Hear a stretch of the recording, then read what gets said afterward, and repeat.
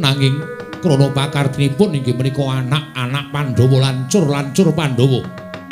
Punantarja kaliyan Punantasena wekasan ngaturaken ketiwasan sinuwun tiyang sepuh kula kadenangan anggenipun wujud nata Ndarawati dipun pulasara dening Punantasena wekasan babar wujud Begawan Durna mboten kendel anggenipun mulasara sakmangke tiyang sepuh kula duka kados pundi kawontenanipun kula nyuwun senjata pitulung dhateng paduka Gusti kula.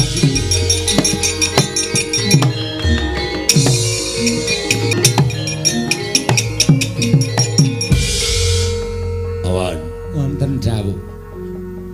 Nek eneng ngatur kaya ngenten iki. Kula takon karo sampeyan. Kula kudu percaya karo sapa? Sampeyan ngandhakake yen to Begawan Durna kelakon mateni para Pandhawa ning Satama tawang-tawang tangis.